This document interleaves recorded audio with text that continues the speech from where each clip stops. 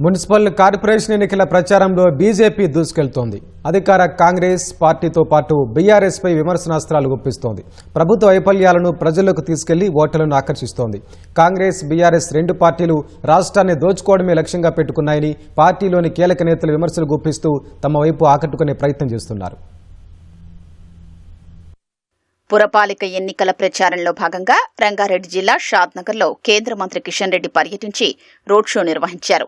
ప్రచారంలో బీఆర్ఎస్, కాంగ్రెస్ పార్టీలపై తీవ్ర విమర్శలు చేశారు. రెండు పార్టీలు దొందేనన్న కిషన్ రెడ్డి వారి లక్ష్యం రాష్ట్రాన్ని దాచుకోవడం తప్ప మరేమీ లేదని మండిపడ్డారు. తెలంగాణ వెనుకబాటుకు, రాష్ట్రానికి జరిగిన అన్యాయానికి ప్రధాన కారణం కాంగ్రెస్ పార్టీయేనని విమర్శించారు.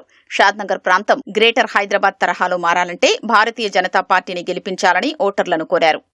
రాహుల్ గాంధీకి కేసీఆర్ కు మధ్యలో ఒప్పందమైంది కాబట్టి రేవంత్ రెడ్డి 2.5 సంవత్సరాలుగా బీఆర్ఎస్ వాళ్ళ మీద చర్యలు తీసుకోవడం, బీజేపీని ఎదుర్కోవడం కోసం, నరేంద్ర మోడీ గారిని ఎదుర్కోవడం కోసం ఈ రెండు పార్టీలు ఏకం కావాలనేటువంటి ఆలోచన తెలంగాణలో చేశారు. కాబట్టి ఒప్పందం కుదిరింది కాబట్టి భారతీయ జనతా పార్టీని అడ్డుకునేటువంటి ప్రయత్నం చేస్తా ఉన్నారు. వీళ్ళు ఒకటైనా అడ్డుకున్న 4 కోట్ల తెలంగాణ ప్రజల మద్దతుతో తెలంగాణలో ఎగిరేది బీజేపీ జెండాని. కరీంనగర్ కార్పొరేషన్లో ప్రధాన పార్టీలు ప్రచారాన్ని ముమ్మరం చేశాయి. మరోవైపు మున్సిపల్ ఎన్నికల్లో కాంగ్రెస్ చేతులెత్తేసిందని కేంద్ర హోంశాఖ సహాయ మంత్రి బండి సంజయ్ అన్నారు. ఇంటెలిజెన్స్ వర్గాల ద్వారా సమాచారం రావడంతోనే సీఎం రేవంత్ రెడ్డి కరీంనగర్ కు రాకుండా చొప్పదండికే పరిమితమయ్యారని ఎద్దేవా చేశారు.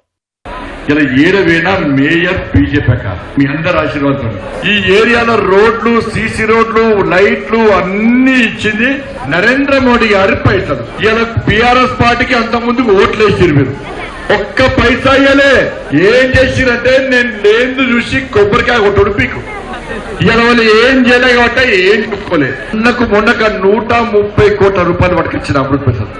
దాంతోనే ఈ శాతవాహన యూనివర్సిటీలో బ్యాలెన్సింగ్ రిజర్వాయర్ కడితే మీకు నీళ్లు వస్తున్నాయి. ఇంకా ఈ పీటీసీల ట్రైనింగ్ సెంటర్ నాకు కొంచెం పైప్ లైన్ ప్రాబ్లం ఉన్నది, అది కూడా తీరుస్తాను. సంగారెడ్డి జిల్లా సదాశివపేట మున్సిపాలిటీలో ఎంపీ రఘునందన్ రావు పర్యటించారు.